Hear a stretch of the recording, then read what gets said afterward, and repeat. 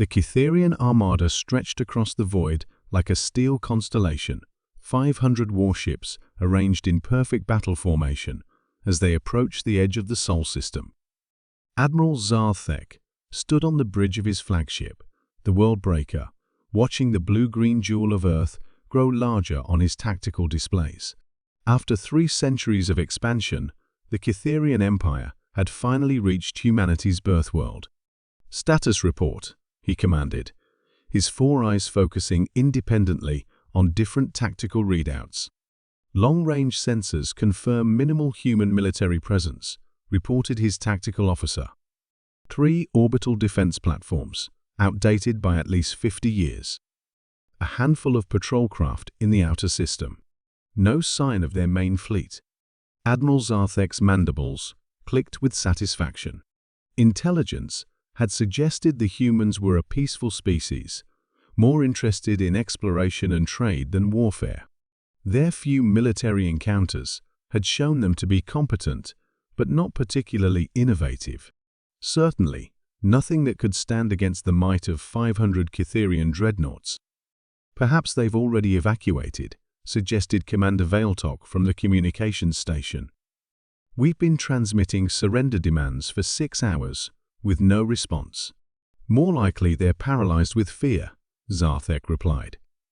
"Maintain formation. We'll give them one final chance to surrender before we demonstrate the folly of resisting the Empire." The Armada continued its inexorable advance, weapons powered and shields raised. Each ship was a masterpiece of Cytherian military engineering, armed with plasma cannons capable of glassing continents and protected by energy barriers that had never been breached in 3 centuries of conquest. That's when the proximity alarms began screaming. "Contact," the sensor officer announced, his voice cracking with confusion. Single vessel, bearing 27 Mark IV, emerging from... "I don't understand these readings, sir." It's like it materialized from folded space. On the main view screen, a ship appeared that defied everything Admiral Zarthek knew about human technology. The vessel was roughly the same size as a Cytherian cruiser, but its hull seemed to exist in multiple dimensions simultaneously. Sections of it appeared to phase in and out of reality, while others seemed to bend space around them in impossible geometries. "What in the void is that thing?" whispered Commander Veiltok. Before anyone could answer, the human ship began transmitting on all frequencies. The voice that emerged was calm, almost conversational, with what the universal translator identified as a distinctly human accent. "Cytherian Fleet, this is Captain Elena Vasquez of the UTS Probability Engine. You are in violation of Terran space and are ordered to withdraw immediately." Admiral Zarthek's laughter echoed across the bridge. "One ship? They send one ship against an entire armada?" He opened a channel. "Human Captain, I am Admiral Zarthek of the Cytherian Empire. Surrender now, and your deaths will be swift. Continue this futile resistance, and..." Admiral Captain Vasquez interrupted, her tone remaining infuriatingly calm. "I'm going to stop you right there. You see, we've been monitoring your approach for weeks, and we've run approximately 14 billion combat simulations. In 13,999,999,847 of those scenarios, you lose. The remaining 153 scenarios require very specific circumstances that, frankly, aren't going to happen." "Impossible," Zarthek snarled. "You have one ship. We have 500. You have 500 ships operating on principles we understood and surpassed 20 years ago," Vasquez corrected. "We have one ship operating on principles that won't be discovered by your civilization for approximately 3 centuries. The math isn't even close, Admiral." The probability engine began to move, and Admiral Zarthek immediately understood that his tactical assumptions had been catastrophically wrong. The ship didn't accelerate in any conventional sense. Instead, it seemed to simply edit reality, so that it was in a different location. One moment, it was at the edge of sensor range. The next, it was weaving through the heart of the Cytherian formation like a ghost made of mathematics. "Open fire," Zarthek commanded. 500 ships unleashed their fury simultaneously, enough firepower to sterilize a star system.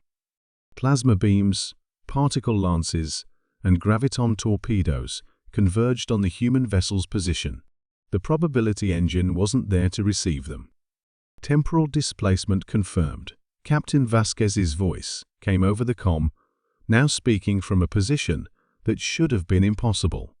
"We were never going to be in that location at that time. Your targeting computers are operating on the assumption that causality works linearly. That's quaint." What happened next would be analyzed by military strategists for generations. The human ship didn't fight in any conventional sense. Instead, it seemed to demonstrate that conventional warfare was an obsolete concept. Weapons fired themselves into empty space because the probability engine calculated the probability of being hit and simply chose not to be.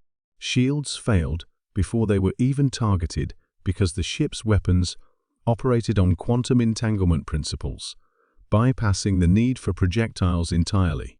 One by one, Cytherian vessels simply stopped. Not destroyed, not damaged, but rendered completely inert as their computer systems encountered probability cascades they couldn't process. "What are you doing to us?" Admiral Zarthek demanded, watching in horror as his mighty armada was systematically neutralized by forces he couldn't even comprehend. "We're teaching you about exponential technological development," Captain Vasquez replied. "Your empire conquered the galaxy using military technology that was impressive for its time.